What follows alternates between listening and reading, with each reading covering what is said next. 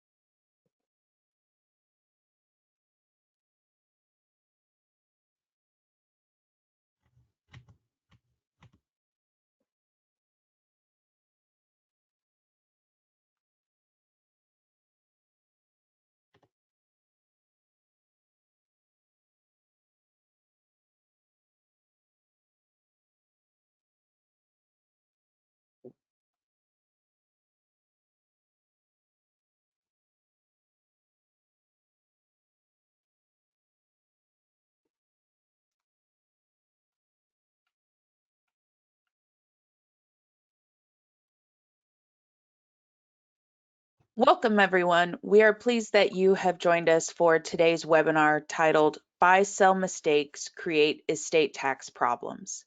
The webinar will last approximately 15 minutes, and at the end, you will be given an opportunity to receive supporting materials by email free of charge to you. You will also be told how you may email questions related to today's content to the presenter. Today's presenter will be Linus Sugis. Linus is the president of Advanced Underwriting Consultants. He and his team answer tax and technical questions posed by producers every day. Linus also spent 14 years working in the home office of a life insurance company in various roles. He also started, ran, and sold an estate planning law practice in the Nashville area. Linus will draw on his legal and life insurance experience during today's webinar, and here he is. Thank you, Amber, and I'm glad all of you have joined us today. I'm hopeful that you are enjoying these webinars and appreciate anything you can do to pass word along to others about the free webinar that we put on every month. As a reminder, in March, we're going to be doing a webinar titled Tax Gotchas and Life Insurance Planning.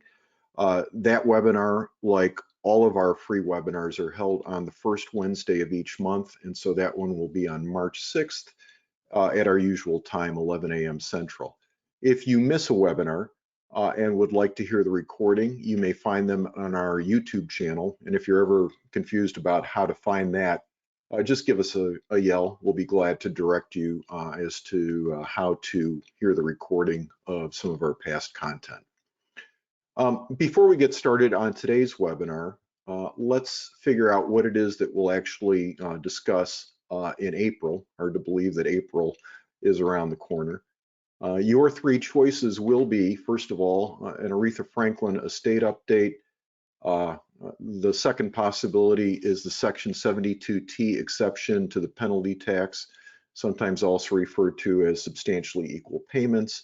And the third choice is fighting with the IRS. We will go ahead and launch the poll now and invite everyone to vote for their selection. We'll go ahead and give everybody about 15 seconds rather.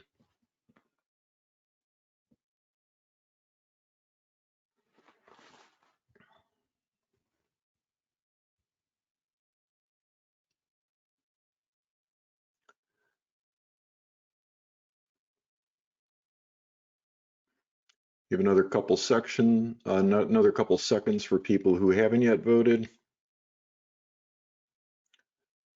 All right, so I'm going to go ahead and close the poll, and in April, we'll discuss the Section 72 exception to the penalty tax. Thanks for voting, and thanks for supporting our webinars. All right, let's go ahead and get started. Buy-sell mistakes create a state tax problem. Here are the things that we're going to talk about today. We're going to start with a very brief overview of the advantages of buy-sell planning. We'll remind everybody that if a buy-sell arrangement is done correctly, it will fix the value of the business for estate tax purposes. we will discuss the Connolly case, which is the centerpiece of today's webinar, which is an example of buy-sell planning that was done wrong, at least from an estate tax perspective. And we'll summarize the lessons to be taken from the Connolly case and some of the other ancillary issues that are associated with it. So let's go ahead and get started with a brief review of the advantages of buy-sell planning. So why do buy-sell planning? First of all, for those situations for which it fits, it ensures an orderly transition of the business in the event of key events in the life or lives of the owners. The event we usually concentrate on is the death of one of the owners, and that makes some sense because most of us on this call sell life insurance for a living. But in any event, buy-sell planning overall ensures the orderly transition of a business in the event of key events. Creates a market for ownership at successor ownership at a critical time. Again, the critical time might be death, but there are other things that can be included in a buy-sell agreement, other triggers that can be included in a buy-sell agreement like disability or retirement of one of the owners. And having an agreement in place that spells out what's going to happen under those circumstances is an important thing. For death time planning, a buy-sell makes sure that things are easier for both the surviving owner and for the decedent's family. Could be more than one surviving owner, makes it easier for them. The decedent's family, for the most part, in most cases, wants cash rather than a passive ownership interest in a business, and so buy-sell planning is an advantage for them. Valid buy-sell arrangement sets a reliable price for the decedent's business interest in the event of death. As we mentioned at the outset, the buy-sell agreement has the potential to fix the value of a business for estate tax purposes, but that's only if it's been done right. So let's explore a little bit about how a buy-sell arrangement can fix the value of the business if it is done right. And the key to understanding that is Code Section 2703.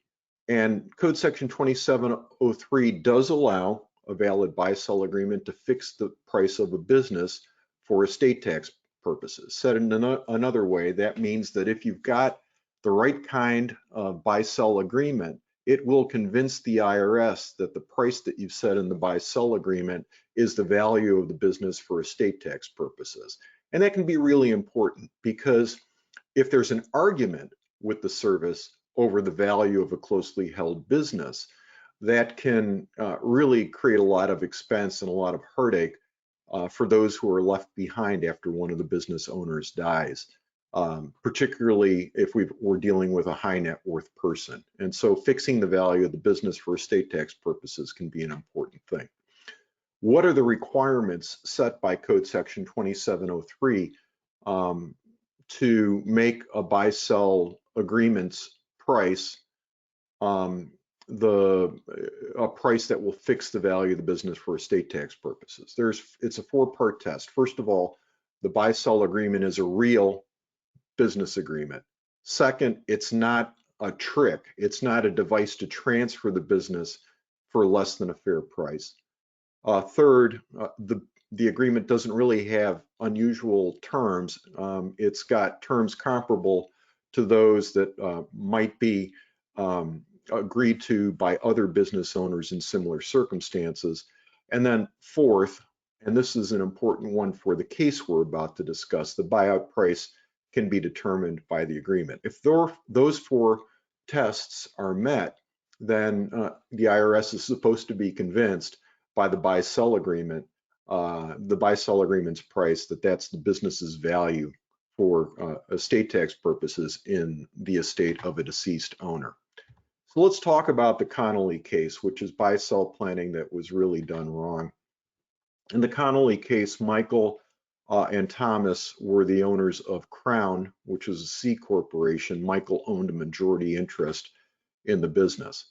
They entered into a buy-sell agreement that was structured as an entity purchase arrangement. And to fund its obligation under the entity purchase arrangement, Crown bought $3.5 million worth of life insurance on both Michael and on Thomas.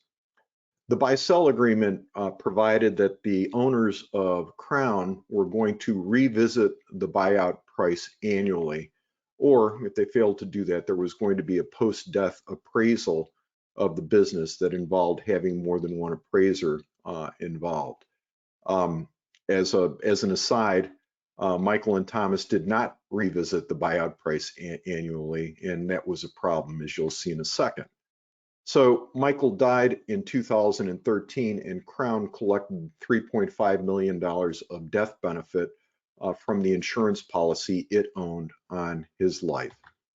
The parties did not go through any kind of post-death appraisal with regard to Crown. Michael's heir and Thomas, the surviving owner, negotiated a $3 million buyout price. The surviving owner used part of the $3.5 million insurance proceeds that Crown collected to honor that $3 million buyout price for Michael's interest in Crown. The executor of Michael's estate asserted on the estate tax return that the value of Michael's business interest, the 77% ownership interest in Crown, was worth the $3 million buyout price. And the IRS disagreed with that. The IRS said the value of the business should actually have been higher due to the fact that Crown collected $3.5 million of life insurance death proceeds at Michael's death. So the estate decided that as a tactical matter, it was going to pay the higher tax that was asserted by the IRS, but would seek a refund in federal court, arguing that its valuation was actually correct. And so we'll talk about how that case proceeded. So first of all, at the district court level, Michael's estate claimed that, look, this was a redemption transaction. It was done in furtherance of the stock purchase agreement, and therefore the buyout price should be honored by the IRS as the value of the business for estate tax purposes. The IRS, on the other hand, said that the stock purchase agreement should actually be disregarded, and that any calculation of Crown's fair market value had to account for the $3.5 million of life insurance proceeds that were collected by Crown. And the district court agreed with the IRS. It granted summary judgment to the IRS and denied the plaintiff's claim for a tax refund based on their evaluation. Well, the plaintiffs in this case appealed that decision to the Eighth Circuit Court of Appeals. And the Eighth Circuit Appeals Court said the requirements for fixing the value of the business had not been met, the requirements set forth in Section 2703. And remember what the four-part test is. I've reintroduced it just above the Eighth Circuit Court summary on this slide. It's a four-part test. Buy-sell agreements, a bona fide business agreement, check. Agreement's not a device to transfer the business for less than what it's worth, check. The agreement had terms similar to arm's length transactions, check.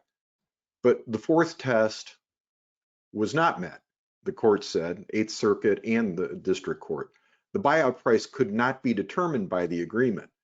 The buyout price was wrong. The parties had not agreed to an annual refiguring of what the business was worth. And the parties did not go through the appraisal process after Michael's death that was actually set forth in the buy-sell agreement. They simply agreed to a price between Michael's heir and Thomas. And so under those circumstances, the court said, hey, the buyout price was negotiated. It was not set by the agreement, and therefore the court agreed with the IRS and the lower court that the estate tax valuation had to include part of the insurance proceeds paid to the company at Michael's death. And so it's a bad result for Michael's estate. They ended up having to pay about $1 million more in estate taxes due to the finding of the Eighth Circuit and the assertion of the IRS. So what are the lessons that we should take away from this particular case? I think one of the lessons is once and done isn't how buy-sell planning should work. And I get it. We convince our clients that they should have a buy-sell arrangement entered into. We help them get it set it up. And in the client's mind, it's finished and it's finished for all time. Well, that's not how it works. The buy-sell agreement needs to be reviewed on a regular basis, particularly if it's got the kind of valuation provision that Crown had, where the buy-sell contemplated the parties were going to get back together on a regular basis to come up with a new value for the business in the event of one of the owner's death. So once and done isn't how buy planning should work, and we should coach our clients accordingly on the front end. The second thing is something that you may have heard me talk about before, and that is consider formula valuations to make expectations in the event of triggers, including death, more reliable. I love formulas. I'm not a big fan of fixed price agreements because fixed prices go stale. Formulas are generally more reliable to track the value of the business over time if the owners of the business don't check in and actively update their buy-sell agreements. So people should consider formulas to make expectations more reliable. What do I mean when I say formulas? I mean, it might be something as simple as 1 times gross revenues, 1 times the most recent year's gross revenues.